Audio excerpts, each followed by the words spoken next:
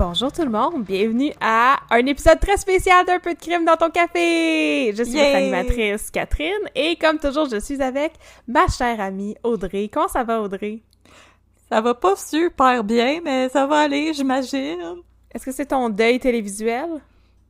Ben, pas juste ça, parce que comme non. je t'ai dit, ce matin, j'ai trouvé une grosse araignée dans ma douche, puis là, je la trouve plus. Fait que là, toutes les fois que je vais aux toilettes, je suis stressée. Il me semble qu'aller aux toilettes, c'est fait pour relaxer. Fait que c'est vraiment pas le fun.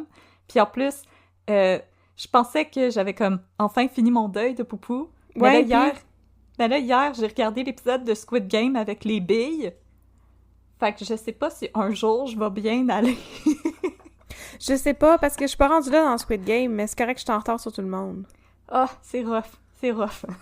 Fait que là, aujourd'hui, c'est un épisode très spécial d'Un peu de crime, dans le sens où on a décidé de faire un épisode où on fait des corrections, parce que des fois, on raconte des niaiseries, et aussi des mises à jour de certains de nos cas. Fait que c'est ça qu'on va faire aujourd'hui. Fait que c'est bien relaxant. Oh, mais oui. On va aussi boire du café, comme d'habitude. Fait que qu'est-ce qu'on boit aujourd'hui? Aujourd'hui, le café que je vous propose, c'est un café que je me suis procuré moi-même. Alors, malheureusement, aujourd'hui, ce n'est pas un café d'un sponsor. Non, mais... à un moment donné, tu sais, toute bonne chose a une fin, et nous revoilà, comme dirait François Pérusse. Mais il faut aussi encourager l'économie locale, le panier bleu, c'est important. Voilà. Mm-hmm. Alors, le café que je vous recommande aujourd'hui, c'est un café qui provient du site Café en vrac, donc cafévrac.com. Et le café en particulier s'appelle le mélange explosif. Donc, espresso explosif, mélange explosif. J'étais comme coudon, ça ne savent pas écrire, explosif, c'est avec un X. Ah, ok, parfait, oui. Oui, madame la professeure de français. C'est voulu. C'est la colline sur laquelle je meurs, la grammaire. C'est correct. Oui. Hey, je ris bien trop fort, il va falloir que je recule mon micro. Okay. C'est correct. Amène ta joie. Alors, je vous lis la description du café en question. C'est notre mélange espresso plus une bonne dose de Costa Rica noir. En bouche, le café sera goûteux, corsé, moyennement acidulé, en plus d'être couronné d'un délicieux crème d'une saveur sans pareille. Parfait pour les amateurs de sensations fortes. Oh! Un délicieux crème! Donc, le fun.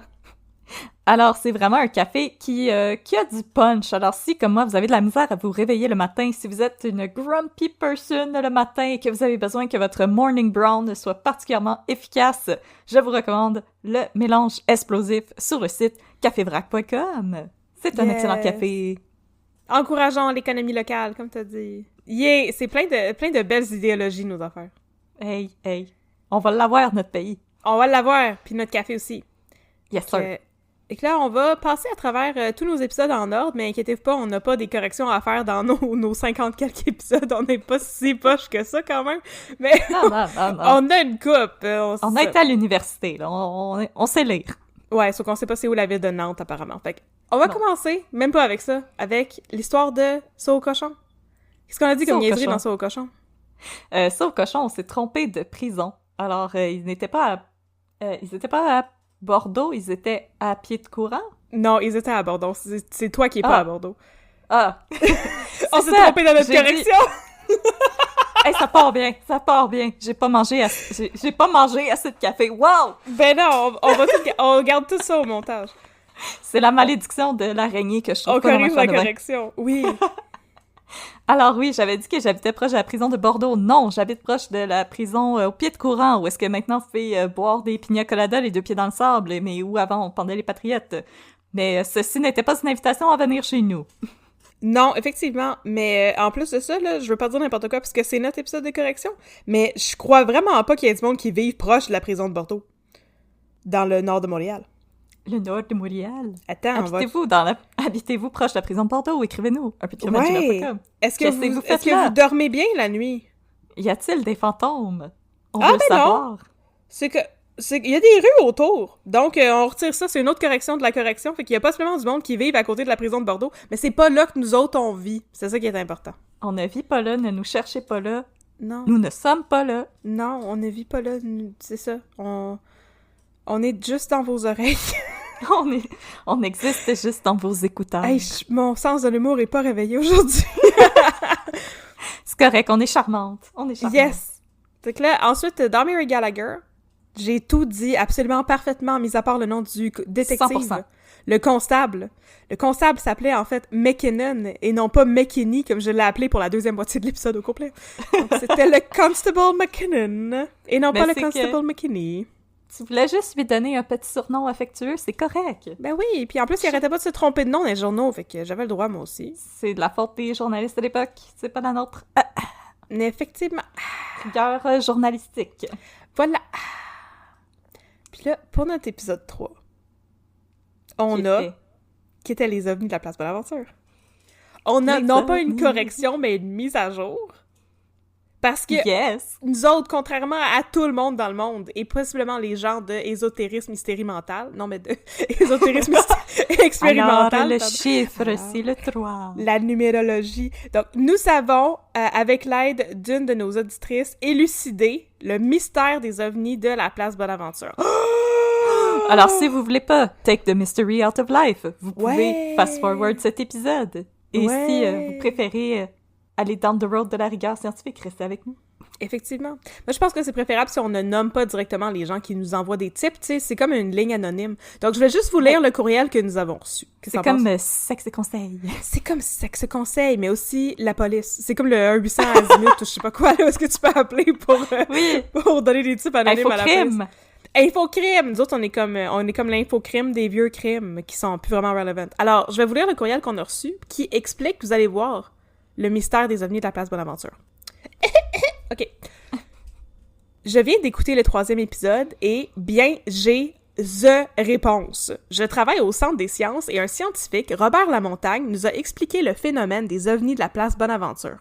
Vous ne trouverez pas d'informations sur Internet là-dessus. Je le sais parce qu'on a une animation scientifique basée sur cet événement qui démontre aux adolescents l'importance de faire leurs recherches sur des sources fiables, parenthèse, les grands débatteurs.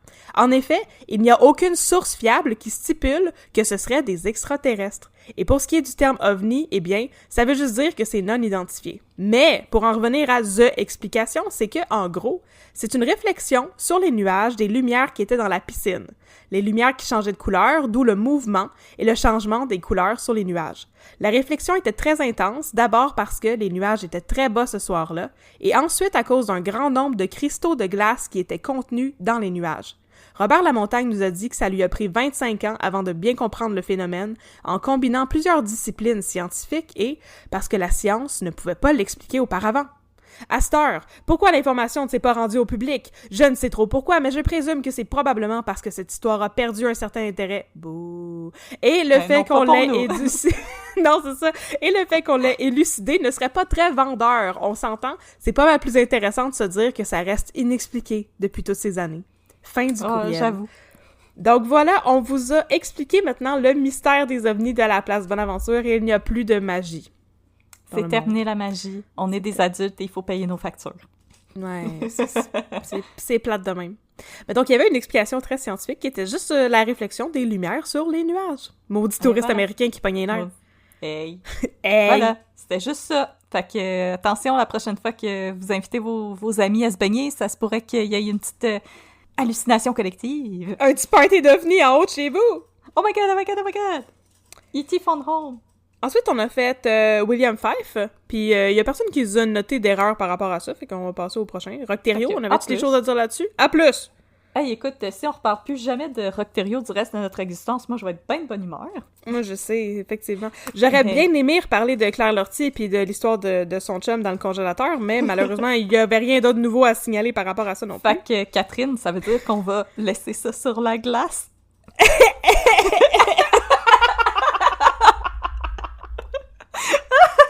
Pour le moment.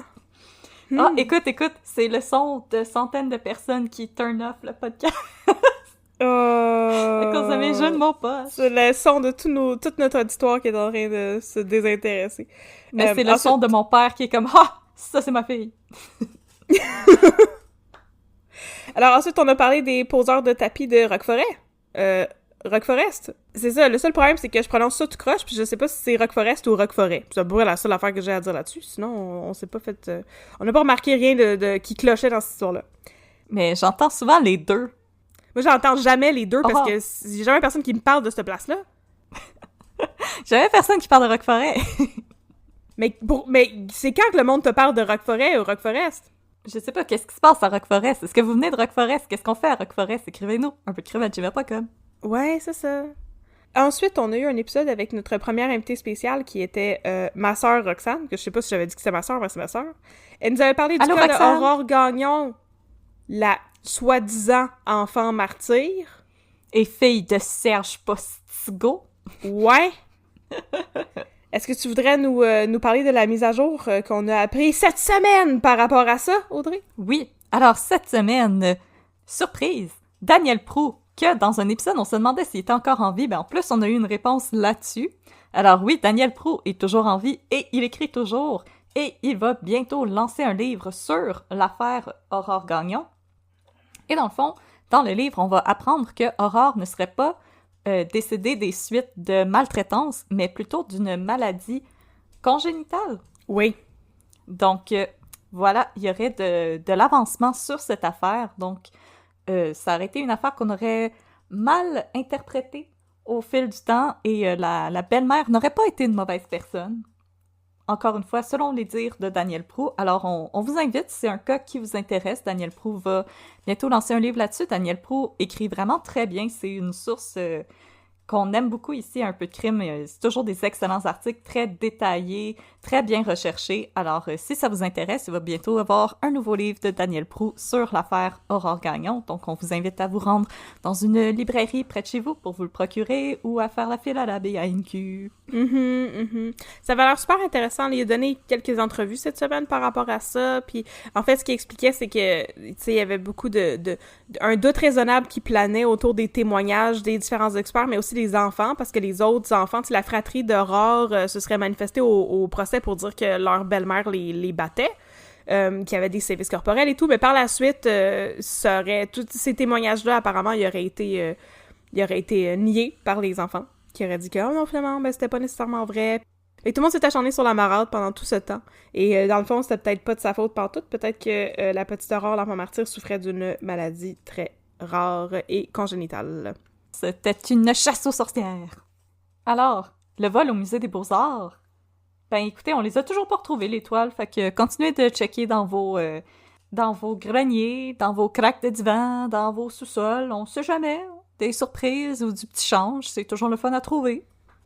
Oui, dans le grenier des gens que vous connaissez aussi. Oui, ben, allez-y, faites-vous une petite chasse au trésor, et si vous trouvez la maudite araignée qui est dans ma salle de bain, faites-moi signe aussi. Ouais, ça se peut. Si vous trouvez l'araignée qui avant était dans la salle de bain d'Audrey, s'il vous plaît, dites-lui pour qu'elle arrête d'avoir peur. Ensuite, on a parlé de Blanche Gorneau, ou communément appelée Garneau. On n'a toujours pas reçu de menaces, inquiétez-vous pas pour nous. Non, c'est ça, on n'a pas reçu de menaces, puis à la base, quand on a sorti l'épisode, mon père était comme « Mon Dieu, mais c'est de la grosse diffamation que vous faites envers les politiciens. » Nous autres, on veut juste réitérer qu'on répète ce qui est des journaux, là. OK, on invente absolument rien. Autres, on écrit des histoires, mais pas ceux-là. On répète l'opinion publique de 1920 quelques, là. Fait que non, on faisait pas de la diffamation envers les fils de politiciens. C'était dans les journaux qu'ils étaient accusés par la population. Et ben, tout ce que j'avais à scaler pour ça, c'est qu'on avait dit pendant cet épisode-là, comme des vrais incultes qui ne méritent pas d'avoir leur pays, que les patriotes étaient emprisonnés à la prison de Bordeaux. Mais c'est pas vrai du tout. Ils étaient emprisonnés à la prison du pied de courant. Près de chez moi, où maintenant vous pouvez siper des pina coladas, les deux pieds dans le sable. Hey, oui. Les temps changent. Ah, comme les temps ont changé. Puis ensuite, on a eu le scandale Norbourg. Oh, le scandale Norbourg! Ce que vous ne pouviez pas faire dans le temps et que vous pouvez faire maintenant, c'est visionner la bande-annonce du film Norbourg, qui va mettre en vedette notre acteur préféré ici, Un peu de crème dans ton café, Vincent Guillaume-Métis, dans le rôle de Éric Asselin, et le magnifique François Arnault dans le rôle de Vincent Lacroix, qui est un méchant boost à l'ego pour monsieur Vincent Lacroix de se faire jouer par François Arnault. Je veux dire, OK. Mais on vous invite à aller voir. Mais le monde sont toujours plus beaux dans les films que dans la vraie vie. Hein? C'est absolument vrai.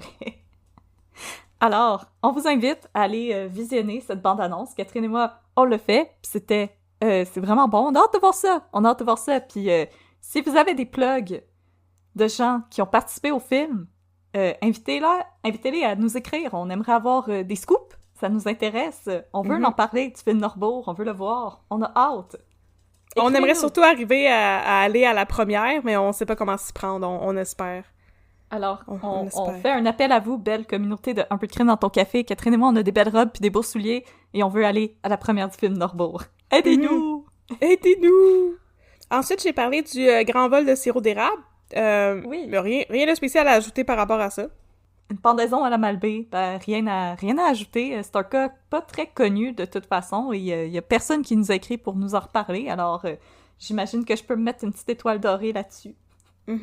Puis, même chose à dire pour... même chose à dire. Mais en fait, t'as rien à dire. Même rien à dire à propos de l'arnaque postale. Donc, l'histoire de Maria Duval, la voyante qui a envoyé des lettres à tout le monde aux États-Unis puis qui a réussi à ramasser des millions de dollars. Il y a rien de plus qui s'est passé par rapport à ça. On sait pas trop ce qu'elle est devenue.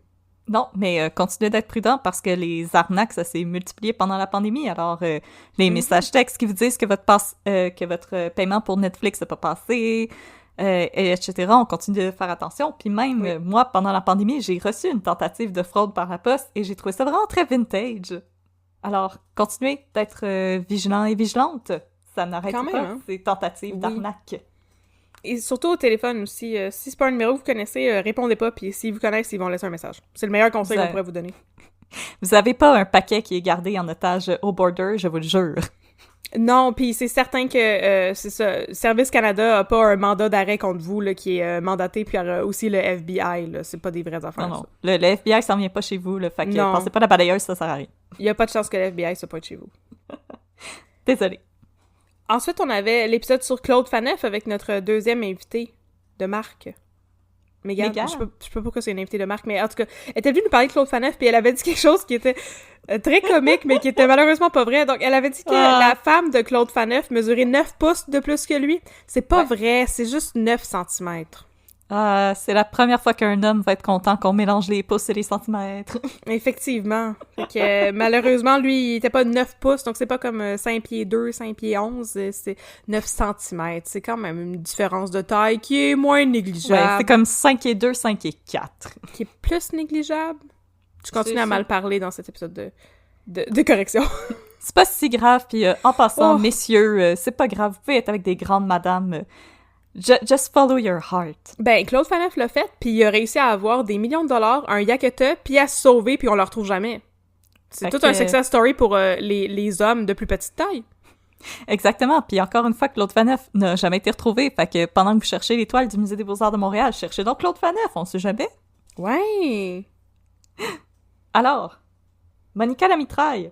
Rien à redire, sauf que c'est après avoir enregistré l'épisode qu'on s'est rendu compte que c'était Luc Dion qui avait écrit le scénario du film. Oui! Alors, bonjour! Hey, bonjour Luc! Encore toi? C'était juste ce qu'on avait fait. Tu nous accompagnes dans nos aventures de vie, comme Daniel Proulx. Ben oui, il fallait le mentionner. Comme Daniel Proulx et Vincent Guillaume-Métis, qui lui aussi est dans plein de projets qui ont rapport avec ce qu'on fait. Hey, c'est le Serendipity, comme le film avec Sandra Bullock. Exactement. Ensuite, là, je vous ai raconté l'histoire de l'affaire Coffin avec tous les noms qui changeaient constamment dans les journaux. Ben là, on a une réponse définitive. Yes. Coffin ne s'appelait pas Wilfrid, mais bien Wilbert. Ah là là. Voilà. Fait que maintenant, on le sait. Mais il est mort, anyway, fait que ça change rien. Fait que Wilbert Coffin. Wilbert Coffin, on te salue. On te salue. Ensuite... On sait pas... Mégane s'est pas fourvoyée dans le Beau-Georges, là. Non, alors Mégane, ceci est ton étoile dorée. Félicitations, 100%. 100%! Et on confirme, l'amour, c'est plus fort que la police. Ben, mais-en. Ensuite, La Belle et l'Avare, où je vous avais raconté l'histoire de Jeanne d'Arc Michaud qui avait volé un millionnaire excentrique américain, ben, je n'ai pas entendu parler. Fait que j'imagine que tout est tigidou laïlaï là-dessus et que j'ai bien expliqué le libertarisme. Ensuite, je n'ai rien à rajouter sur le violeur de la Couronne Nord, puis un petit peu comme Rock-Thériault, si on était pour ne plus jamais parler de cet homme-là, je serais vraiment heureuse. Parfait, donc c'est mort et enterré. C'est mort et enterré. Les sœurs Lévesque, encore une fois, rien à rajouter, on sait toujours pas qu'est-ce qui est arrivé avec ce mystérieux Sylvain Roy. Est-ce qu'il existait pour de vrai? Est-ce que c'était une fabrication? Est-ce que c'était Claude Faneuf déguisé? On sait pas. Oh, ce serait écœurant! Oh, ce serait tellement un bon revirement de situation! Hey, ça serait tout un reveal, mais... Oh, ce serait écœurant, j'aimerais tellement ça. Toujours pas de nouvelles de Sylvain Roy, alors si vous le connaissez, ben dites-nous de nous écrire un peu de crème@gmail.com. De se manifester, là? Ça fait longtemps qu'on le cherche, cet homme-là. On en parle tellement, on va le Womanifest. Ouais, on va le Womanifest. Ensuite, j'ai parlé de la tragédie de Lac Mégantic, puis pas grand-chose à rajouter là-dessus, mis à part le fait que c'est terrible, puis... Oui? C'est dans cet épisode qu'on s'est trompé et qu'on a dit que Nantes, c'était en Italie. C'est vrai! On a des choses à dire sur cet épisode-là, finalement. Fait que Nantes, ce n'est pas en Italie, on est des incultes. Ciao, ciao. Il devrait monter toutes mes couronnes de Duolingo, là. Nantes, c'est en France. Donc, les petites carottes, ça vient de la France, les petites carottes nantaises. Les petites carottes, ça vient de là. Ça vient de là. Ça vient de là. Alors, on s'excuse, on a étudié en littérature et non en géographie. Puis finalement, concernant Mégantic, on nous a aussi signalé, une auditrice nous a écrit pour nous dire qu'il fallait faire attention par rapport à ce qu'on disait quant au jugement. C'est pas vrai que les gens du coin étaient pas d'accord avec le jugement qui a été rendu au procès de Thomas Harding. En fait, la communauté du coin était apparemment très fâchée après la MMNAR, mais pas tant après les employés individuellement. Donc, c'est ça, il faut faire attention. C'est pas tout le monde qui était mécontent de l'issue de ce procès-là, parce que, justement, ces hommes-là ont été innocentés. Il y en avait vraiment beaucoup après l'institution, mais pas nécessairement après les employés en tant que personne. Hey, on te rode ça, les corrections, là! Je suis contente. Yes, sir. Voilà. Puis Nariti, rien à redire. On n'a pas entendu parler de quoi que ce soit par rapport à ce cas-là, et moi, je suis juste heureuse parce que ça a failli devenir un cold case, et finalement, ça a été réglé, alors tant mieux. Mm-hmm. Et on espère que la famille va bien, vu qu'ils ont eu justice, alors on espère qu'ils vont bien. Oui. Et maintenant, on peut parler de mourir en conscience. Non, c'est une joke. Il n'y a rien à dire sur mourir en conscience. Non, et on va le répéter, par exemple, vous envelopper dans du saran wrap pendant la canicule, c'est pas une bonne idée, faites pas ça. Non, surtout pas dans du saran wrap quand vous êtes déjà enveloppé dans de la boue puis ensuite mettre un oreiller sur votre tête, pas une bonne idée. Ne faites pas ça, mettez jamais d'oreiller sur votre tête. Ouais, c'est quoi qu'il y avait sur leur tête? C'était un sac à papier? Non. Une boîte en carton! Une boîte en carton! Ça, c'est une super bonne idée. Si vous avez des plans après déménagement, puis vous dites, je vais faire une hutte de sudation avec mes boîtes, là. Non! Faites pas ça, dangereux! Non. Vous allez être en condition de cuisson, comme Chantal Lavigne. Faites pas ça! Seigneur. Je sais. Faites un château pour vos chats, un fort, n'importe quoi, mais pas une hutte de sudation. S'il vous plaît. Laissez-les pourrir sur le bord du trottoir, n'importe quoi. Exactement. Christine Lepage, tueuse à gages. Rien à rajouter? C'était très intéressant comme cas avec les policiers qui se déguisaient en policiers voleurs. Mm-hmm. Mais rien à rajouter. Je crois qu'elle est sortie de prison entre-temps, par exemple. Mais bonjour les gens de Brossard, on espère que vous allez bien. Ben oui, on l'espère. Ensuite, tu nous as parlé de Gilles Perron. Là, je skip les crime puffs parce que nos crime puffs sont tous irréprochables, mis à part l'affaire de Claude Faneuf. Mais ça, c'est pas notre faute, c'est la faute à Mégane. Mégane! Non, c'est une blague. Mais ensuite, on a parlé de Gilles Perron, oui. Exactement, le coupable innocenté. Oui. Rien à rajouter là-dessus non plus. J'imagine que les gens nous ont donné 100%. Yes sir, high five. Mais je continue d'espérer qu'on va faire un film avec cette histoire-là. Il me semble que ça serait super intéressant. Je suis vraiment d'accord. Puis je n'ai rien de plus à rajouter non plus sur Pacific Plante et la Commission Caron et sa belle petite moustache et les histoires de cadenas sur les cafetières. C'est tout ce que j'avais à vous dire, et si vous voulez avoir plus de détails sur toutes ces affaires-là et ces périodes, je vous conseille de lire mon livre qui est sorti, mes futurs livres qui vont sortir. C'est ça. Voilà, Catherine est une experte en la matière. C'était ma petite plug, oui, parce que je vais le rappeler, j'ai écrit un roman policier historique qui se passe en 1947 à Montréal et qui parle justement de la question de la corruption dans le milieu policier. Et c'est pour ça que j'en connaissais autant sur Pacific Plante et ça m'a fait vraiment plaisir de vous parler de cet homme-là. Yes, Pax! Go, Pax! Go, Pax, go! Ensuite, notre épisode au Canada. Au Canada, terre des sœurs Dionne. Et des motards pas fins. Hey, là, c'est ça. Vous avez été une personne à chialer sur les bruits de moteurs qui faisaient trop peur. Fait qu'on les a modifiés pour vous. On n'a plus rien à rajouter là-dessus. C'est fini. On les a baissés. On les a baissés. On en a changé un aussi qui était trop soudain et trop fort. Alors, on s'excuse pour les gens qui ont des triggers sonores. On aurait dû Je m'excuse, c'est moi qui avais fait le montage. J'aurais dû le baisser un petit peu plus. Alors, je suis retournée et on a réuploadé l'épisode et maintenant, les sons sont beaucoup plus doux. Oh, mais quack. C'est plus comme du ASMR. Quack. Mais maintenant... mais on le réitère. Ne partez pas de club de moto patché. Ce n'est pas une bonne idée. Oui, puis on le réitère aussi. On ne parlera pas des moteurs en ondes. On a peur. Non, voilà. Il y a quelques personnes qui nous ont écrit pour nous proposer des histoires de guerre de motards. Oui. C'est super gentil que vous nous écriviez pour nous proposer des cas, mais on est vraiment désolé, mais on a vraiment trop peur. On veut pas parler des motards. On a vraiment peur. On veut absolument pas parler de ça. Les gens sont comme, vous devriez parler de, tu sais, la tuerie de Lennoxville, puis vous devriez parler de l'opération Shark, puis c'est comme, non, on ne veut pas. les seuls motards dont on parle ici, c'est les Sixers, parce que c'est pas des vrais motards. Anyway. Les Snickers, ça s'appelle. Les Sexters. Non, les Snickers. Bon. Et vous? Fait que, voilà, c'est ça qu'on avait à dire sur les moteurs. Ensuite, c'était notre épisode live, Bikini et Renard. T'avais-tu quelque chose à dire sur Mélina Roberge, c'est ça? Non, de mon côté, toutes tes Tigidou Lailai, je pense qu'elles sont revenues au pays. On les salue, on espère qu'elles vont bien. OK. De mon côté, toutes n'est pas Tigidou Lailai, pas toutes.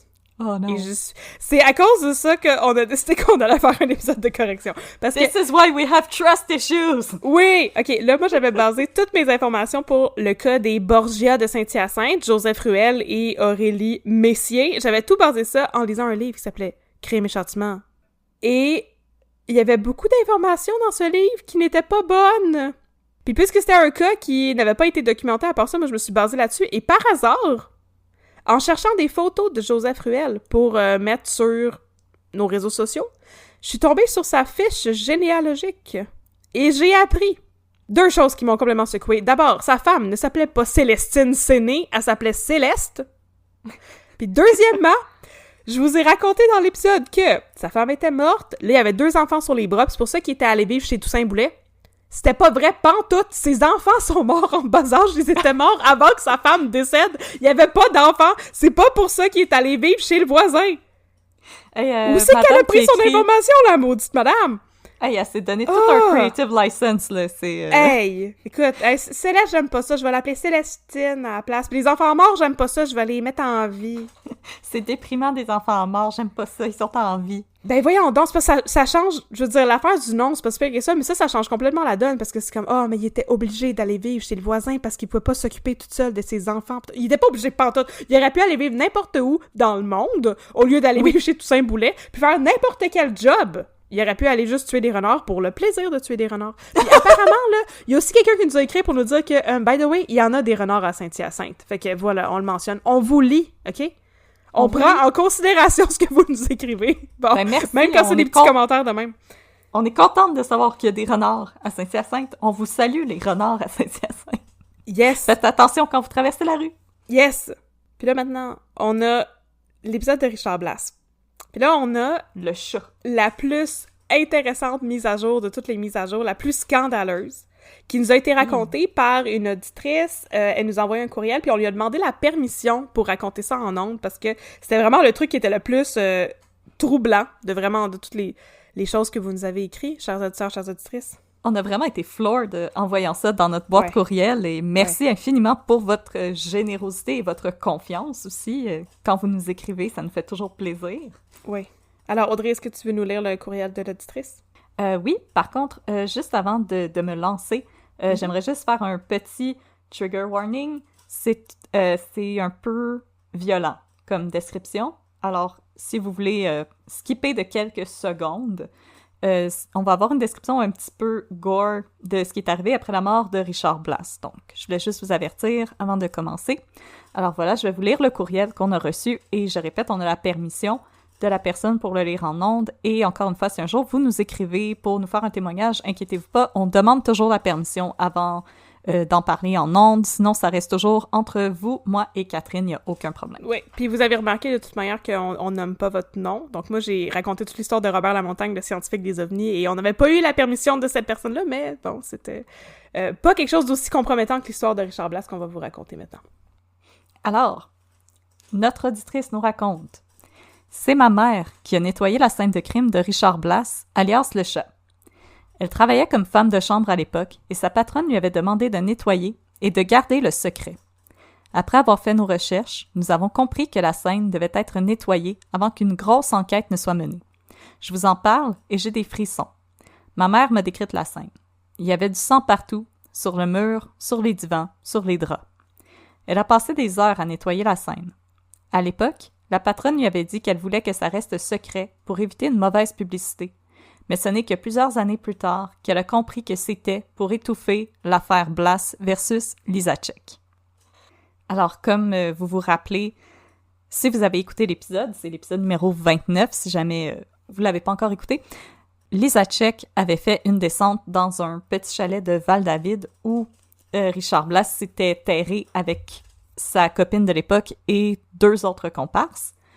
Et dans le fond, quand la police est arrivée, on lui a dit de sortir les mains en l'air et la police ont dit que quand il est sorti de sa chambre, il était armé. Alors c'est pour ça qu'ils l'ont abattu dans le chalet.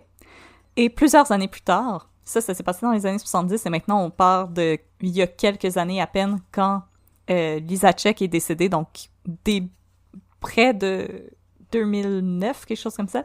Je vais te trouver ça. Dans son dernier souffle, Lisacek a admis que Richard Blas, dans ses mains, il avait une paire de chaussettes. Alors, Richard Blas, quand il a été abattu, il n'était pas armé. Et la police s'est empressée de faire venir une femme de ménage pour cacher l'affaire et faire croire que non, ils ont tiré en légitime défense. Mais non, ce n'était pas vrai. Alors voilà, merci. Il est décédé en 2012, Albert Lisacek. Ah, merci. Alors, Albert Lisacek, décédé en 2012, a avoué sur son lit de mort que non, en effet, Richard Blas n'était pas armé, comme l'avocat de Richard Blas, Franck Chauffé, s'en doutait, ainsi que Claude Poirier, du SCAT. Lui aussi, il pensait pas que Richard Blas aurait tiré sur la police parce que c'était quelqu'un qui aimait beaucoup la publicité. Alors voilà, merci infiniment à notre auditrice d'avoir partagé ce témoignage avec nous. C'était vraiment... on s'est senti très, très, très privilégiés que vous nous parliez de ça. Et merci beaucoup. Et sinon, on a aussi quelques auditoristes qui nous ont écrit pour nous dire qu'ils avaient des connaissances dans leur famille qui avaient fait partie du gang de Richard Blas. Alors, il y avait beaucoup d'amis, ce monsieur-là. Oui! Ça, on nommera pas non plus c'était qui, tu sais. Non, ça reste un secret, mais je suis sûre qu'il y avait un beau nom comme Tricotin, puis TQ alors. TQ alors. Ah, TQ alors, c'était mon préf. Mais RIP spoiler alert, il est mort. RIP TQ alors, c'est ça. C'est donc dommage. Merci à tout le monde qui nous a écrit par rapport à ce cas-là. C'était vraiment super le fun à lire. Continuez d'être généreuse avec nous. On adore ça, vous lire et apprendre des petits détails comme ça sur les cas qu'on couvre, les petits détails qu'on n'aurait pas pu voir dans la presse, le devoir et la patrie. Effectivement. Et je crois que c'est ce qui conclut nos corrections. Pour les épisodes suivants, il y a personne qui nous a soulevé d'erreur. Non, 100% pour le FLQ, Catherine. T'es la 100% meilleure. pour le FLQ, puis vous avez été plusieurs à vous manifester pour nous dire que vous aimiez beaucoup les épisodes sur le FLQ, puis les cas plus à longue haleine comme ça. Fait que c'est certain que c'est quelque chose qu'on va essayer de refaire à l'avenir. Fait qu'on vous remercie beaucoup d'avoir pris le temps de nous contacter. C'est vraiment... Ça met du bonheur dans votre journée, dans la nôtre. Pas dans la vôtre. Vous autres, ça vous dérange pas là, de nous écrire, mais nous autres, ça fait notre journée. Mais on vous répond, puis on va vous écrire des gentils mots. Promis. Ouais. Pour vrai, parce que ça a l'air niaiseux, puis il y a des gens qui nous écrivent puis qui commencent leur courriel par moi, j'ai jamais fait ça, écrire à des podcasteurs, puis vous avez aucune idée à quel point que ça nous rend joyeuses d'avoir de vos nouvelles, sérieusement. Si vous hésitez à nous envoyer un petit mot, là, parce que vous pensez, mais je vais avoir de l'air tweet, là, j'ai des contacts, puis ils me connaissent pas. Non, là, vous aurez jamais de l'air tweet, c'est nous autres, on a de l'air tweet en ondes tout le temps, tu sais, ça, c'est correct. On démocratise ça, no shame, puis ça nous fait super plaisir d'avoir de vos nouvelles. Good vibes only. Ben oui, puis concernant ça, je me disais, Audrey, qu'on peut peut-être expliquer pourquoi qu'on passe aux 2 semaines. Oui, il n'y a pas de problème. Qu'est-ce que t'en penses? Parce qu'il y a aussi des gens qui nous ont écrit pour nous dire qu'ils étaient déçus qu'on passait aux 2 semaines parce qu'il allait être en manque de caféine. Mais on veut juste expliquer que c'est bien le fun, ce petit projet-là. Puis c'était notre beau petit projet de pandémie. Puis c'était facile à gérer quand on travaillait à la maison parce qu'on pouvait faire comme notre horaire comme on veut. Mais j'ai commencé à travailler cet automne à temps plein. J'ai eu une charge d'enseignement à temps plein. C'est ma première à vie. Donc pour la première fois, j'enseigne toute la semaine.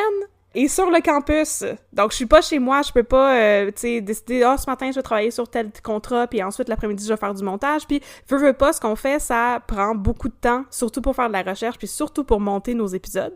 Fait que pour se donner la chance de continuer à faire une bonne job, là, puis pas avoir à botcher ça, être capable de dormir, puis aussi avoir notre job de 9 à 5, ben, on a décidé de ralentir un peu, puis on espère que vous allez comprendre cette décision-là, puis on veut que vous sachiez que on ne compromet pas du tout là, sur la qualité et qu'on est en train de faire de la recherche pour vous présenter des affaires absolument incroyables. Si tu me permets, moi aussi, je voulais comme donner des nouvelles sur moi, là. Ben oui, bien sûr, parce que moi, je prends genre tout le blâme, là. C'est moi qui ai initié le mouvement dont on devrait passer aux 2 semaines parce que j'étais en train de péter aux frettes avec mon début de session, mais c'est ça. Fait que vous pouvez me blâmer, ça aucun problème. Maintenant, vas-y, Audrey, donne-nous tes nouvelles. Ben non, moi... En fait, moi aussi, je suis travailleuse autonome, en fait, mais j'ai accepté de monter mes heures que je fais pour la boîte principale pour laquelle je travaille. Alors, moi aussi, maintenant, je travaille beaucoup plus. J'ai la charge principale d'un projet absolument immense qui me demande énormément de temps et de concentration. Puis, avant, je réussissais un petit peu à couper mes journées, donc à faire de la recherche, disons, le matin, puis après à travailler l'après-midi, mais maintenant, j'arrive plus à faire ça.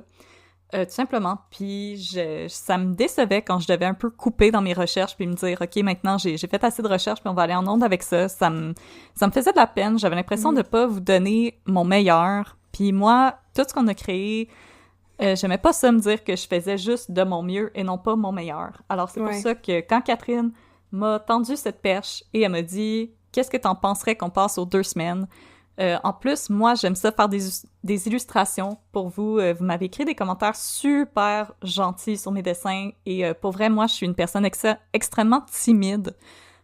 C'est beaucoup grâce à Catherine, en fait, que j'ai cette énergie-là pour vous parler en ondes et comme c'est notre relation à Catherine qui me donne vraiment entre moi et Catherine qui me donne beaucoup d'énergie pour partager. C'est quelque chose avec lequel j'ai beaucoup de misère à partager ce que je crée.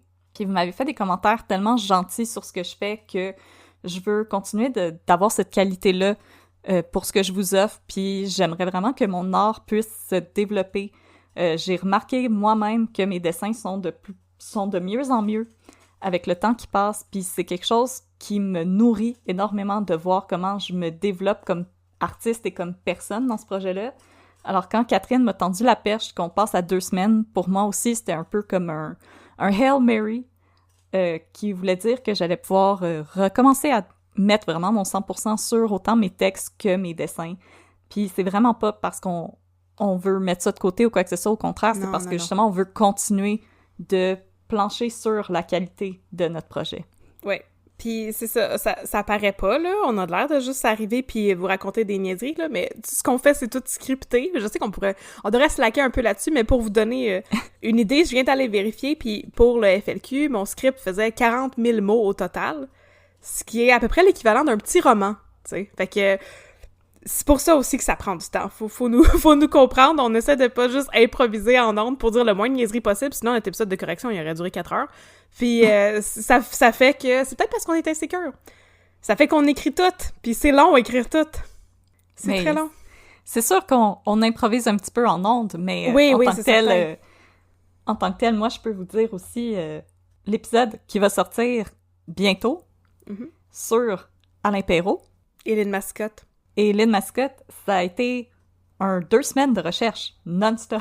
Ouais. Et je pense que j'ai lu pas loin de 60 articles pour monter ce cas-là. C'est énormément de lecture. Alors, c'est vraiment pas juste on lit un article puis on part avec. On lit énormément. Des fois, on va même regarder des documentaires. On écoute aussi d'autres podcasts qui peuvent s'être faits. Alors, c'est vraiment une recherche très, très, très extensive qu'on fait. Extensive research. Oui. C'est beaucoup. Mais ça nous tient à cœur et on aime vraiment ça. Je comprends même pas pourquoi qu'on fait ça, parce que moi, j'écoute des podcasts américains de True Crime, puis ils citent leurs sources, puis c'est comme un épisode de l'émission 24 Hours ou 48 Hours, ou je sais pas quoi, tu sais, puis ils ont une source, puis nous autres, on se tape comme... C'est ça, moi, je prépare présentement, je vais vous raconter bientôt l'histoire de Cédrica Provencher, puis pour faire ça, ben j'ai lu à peu près 50 articles de journaux différents, juste pour être sûr de pas vous raconter n'importe quoi, puis de pouvoir vous raconter la chronologie comme il faut, puis je comprends pas comment les podcasteurs américains font pour raconter une histoire avec seulement une source. On dirait que nous autres, parce qu'on est en train comme de défricher, j'imagine, on crée comme un compendium, on est en train de créer une synthèse d'une histoire, puis après ça, le monde qui va venir après nous, là, vont pouvoir nous écouter, puis raconter notre cas, puis ça va leur prendre 1 heure de recherche au lieu de 25. On est des pionnières! Voilà! Comme, moi, je suis en train de vous préparer un cas sur le procès de Sinard, donc l'affaire Claude Robinson et tout ce qui s'est déroulé autour de Sinard. Et là, je suis même pas prête à commencer à écrire mon texte. Et je pense que j'ai lu 40 articles. Ouais. Et j'ai regardé 2 documentaires. Fait que là, c'est le bout où est-ce qu'on flex beaucoup, mais en plus, on vous tease de quoi on va parler. on se vante de nos capacités à lire des articles, puis en plus, on vous agace sur les prochains cas qu'on va couvrir. On tease et on flex. On tease, flex. Tease, c'est comme dans Blonde et Légale, le plier et relever. Et déplier! Flex. Oui! C'est ça qu'on fait. Fait que voilà, c'était la petite... Vu que c'est un épisode plus relax, je me suis dit qu'on pouvait prendre 2-3 minutes pour expliquer pourquoi on a pris cette décision-là. Nous autres, c'est totalement indépendant et bénévole, notre affaire. Radio-Canada ne veut rien savoir de nous. Non, ils nous l'ont dit. Oui, ils nous l'ont dit. Nos épisodes sont trop longs, puis ils pensent qu'on manque de rigueur journalistique, ce qui nous a éminemment insultés. Mais c'est ça, fait que nous autres, on est totalement indépendantes, puis on fait ça pour le plaisir, fait qu'il faut qu'on arrive à fitter ça dans nos horaires qui sont déjà malheureusement occupés à cause de, tu sais, travailler, c'est trop dur, et voler, c'est pas beau. Non, mais faut qu'on paye nos factures, et on vit à Montréal, ça coûte cher le loyer, maudite crise du logement. Puis une fois de temps en temps, nos chums, ils aiment ça quand on s'assoit à côté d'eux. Puis qu'on passe du temps avec eux. Ouais, c'est quand même... C'est dur d'entretenir des relations quand on fait juste lire des vieux articles sur Cédric pas branché tout le temps. Mais sinon, on approche de la fin de l'épisode, je pense. C'était short and sweet aujourd'hui. Oui, c'était plus... Vous avez un vibe de c'est quoi, moi puis Catherine, quand on va comme souper ensemble. Il y avait rien de scripté aujourd'hui. Elle avait pas 40 000 mots sur la FLQ. Non, c'était juste l'improvisation. On faisait juste niaiser. Alors, ça serait le temps pour les 2 minutes de babine. Oui. Parce que on a une confession à vous faire par rapport aux 2 minutes de babine.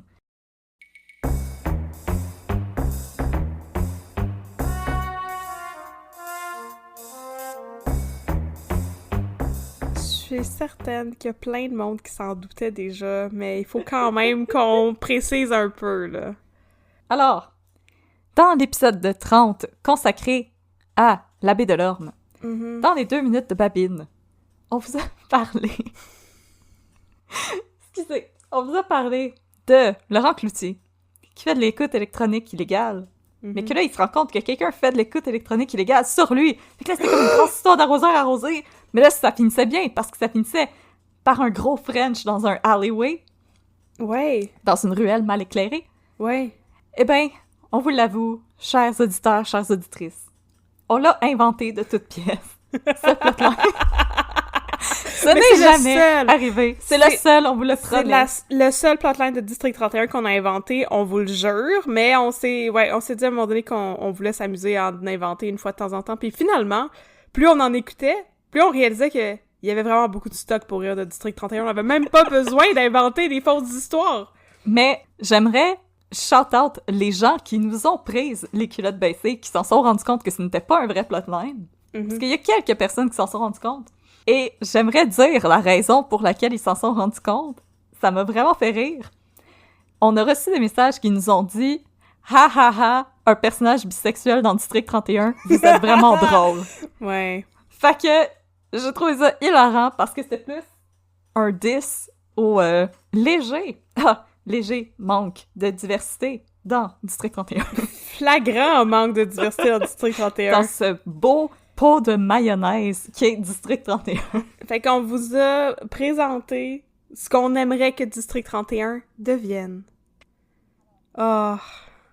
Mais je vous jure... Mais c'est tout. Tous les autres, c'était des vrais plotlines, y compris ceux qui sont frustrants, comme les affaires d'harcèlement sexuel, parce qu'apparemment les hommes peuvent pas se faire harceler sexuellement par des femmes. Luc Dionne. Ils peuvent se faire harceler sexuellement, c'est juste que c'est drôle. Ouais, effectivement, c'est ça que Luc Dionne nous a appris. Ou sinon, on vous jure, le monsieur qui s'est présenté au poste pas de pouce, c'est un vrai plotline. Hey, avec son pouce-button. Le pouce-button, ça a pas d'allure. Ça a tellement mauvais jeu histoire-là. C'était tellement tweet! Ben non, c'était my un God. vrai de vrai plotline. Même, Puis il y a l'histoire de vol de ketchup aux fruits, tout ça, c'est vrai, là! c'est vrai, puis l'histoire du doigt, vous pouvez même, le pouce, vous pouvez même le trouver sur YouTube. Il y a quelqu'un qui a fait un cut de juste ça. Oh, wow! Je peux regarder ça. Alors, voilà, c'était nos aveux. On a inventé un plotline de District 31. Il y a des gens qui nous ont écrit « Oh mon Dieu, j'ai hâte de voir cet épisode-là! » Il y a des gens... Ça n'arrivera pas. On est vraiment désolés. Ouais, il existe juste dans notre... dans notre esprit. It's just my imagination. La tune des Cranberries. Running around with me. Alors, nous vous remercions d'avoir été avec nous. Melchisedec vous remercie d'avoir écouté un autre épisode d'Un peu de crime dans ton café. Donc, vous pouvez nous trouver sur Facebook @Un peu de crime et sur Instagram @Un peu de crime dans ton café. Vous pouvez nous écrire aussi si vous avez des suggestions de café qu'on pourrait déguster. Si vous aimeriez vous aussi nous dire des liens que vous auriez avec les cas qu'on a couverts, si vous voulez nous suggérer un cas à couvrir, ça nous intéresse, unpeudecrime@gmail.com. Puis même, écrivez-nous juste pour nous dire bonjour. Ça nous fait toujours plaisir d'avoir de vos nouvelles, comme on l'a dit. Il n'y a jamais de gêne à avoir avec Catherine et moi. Oui. Et sinon, est-ce que vous trouvez que vos tasses à café sont plates? Est-ce que vous trouvez que vos t-shirts sont plates? Oui. Eh bien, on a une solution pour vous. La boutique Etsy, Un peu de crime dans ton café, elle est ouverte. Il y a des jolies choses à se procurer. Alors, vas-y, gâte-toi, ne te retiens pas. Fais-toi Va sur la plaisir. boutique Etsy. Va sur la boutique Etsy. Et oui, on a plein de belles marchandises. Toute une marchandise est réalisée 100% au Québec. On a un partenaire d'affaires qui est les Confections Jolies. Et c'est des produits de très belle qualité qui sont réalisés par les Confections Jolies. On est très, très contente de notre partenariat avec cette entreprise québécoise. Donc, si vous cherchez des petits cadeaux à offrir à votre entourage ou si vous avez, je sais pas, un échange de cadeaux ou si vous voulez donner un cadeau aux profs de vos enfants... Oui! Ça comme ça. Une tasse, ça peut bien se donner comme cadeau. On dit ça comme ça. Mais oui, Noël s'en vient. Un jour, Noël va s'en venir à un moment donné. Quand cet épisode-là va être sorti, sans doute que Noël va être proche. Puis j'ai un gros whiplash comme Noël s'en vient! N'hésitez pas donc à visiter notre boutique. Le lien est sur notre page Facebook. Donc, c'est etsy.com/shop/un peu de crime. Et aussi, on a un hashtag maintenant. J'ai décidé ça maintenant, mais l'épisode sort dans très longtemps, fait que c'est pas grave, on en parle maintenant. Donc, si vous voulez nous identifier sur les réseaux sociaux, hashtag UPDC, un peu de crime, vous pouvez nous trouver assez facilement. Puis plus vous allez nous taguer, plus on va être présente. C'est comme une roue qui tourne, comme dirait François Pérusse. Exactement. Puis, oubliez pas aussi, si vous pouvez nous donner une cote sur Apple Podcast, ça nous aide à avoir plus de visibilité. Et parlez de nous à vos amis, à vos proches. Parlez-en à votre boss là, autour de la machine à café, derrière votre masque. Ça faisait longtemps qu'on n'avait pas fait des plugs aussi exhaustifs que ça. C'est quand même... Ouais, hein? Ouais. Je suis quand même fière de nous. On avait oublié l'aspect business de cette business. Yeah, on est des vrais #girlboss. On deviendra jamais riche comme Vincent Lacroix et Éric Asselin si on se plug pas plus que ça. Puis qu'on reste des personnes honnêtes. Oui, c'est ça. Ah, puis ça, j'ai mentionné tantôt mes livres, mais on va faire le shameless plug. Donc, mon nom est Catherine Côté. Vous pouvez me trouver un petit peu partout. J'ai un nom très facile et j'ai écrit des romans. Puis si vous êtes intéressé à lire mon roman policier, ça s'appelle Brébeuf, comme le collège de Brébeuf. Donc, si ça vous tente de lire du policier historique, ben ça pourrait être quelque chose qui pourrait vous intéresser. Fait que, on vous remercie beaucoup, tout le monde, de nous avoir écoutés et d'être restés jusqu'à la fin si vous êtes restés jusqu'à la fin. Là, à ce stade-ci, l'épisode va sortir dans longtemps, mais on a atteint 40 000 écoutes de nos épisodes. Puis c'est vraiment un très beau chiffre. On est contente. C'est pas comme 50 000, mais tu sais, on va se rendre un jour. Là, faut attendre que le temps passe. Fait qu'on peut pas... c'est pas une grosse célébration comme le 50 millième écoute, mais à un moment donné, peut-être rendu à la 50 millième écoute, on va être... entrer en contact avec Éric Bruno, puis on va pouvoir enregistrer une petite capsule avec lui. Célébrer pour se avec féliciter lui. Soi-même. On va popper le champagne avec Éric Bruno. Ce serait Bruno. génial. Peut-être qu'on pourrait organiser une petite célébration sur Zoom pour notre 50 millième, faire un petit happening. Ça pourrait être trippant. Fait qu'on vous remercie beaucoup pour le soutien, puis pour les écoutes, puis pour tout ce que vous faites pour nous. On vous aime fort. Merci beaucoup. Merci. Ciao, les partners. 10-4, mon chum.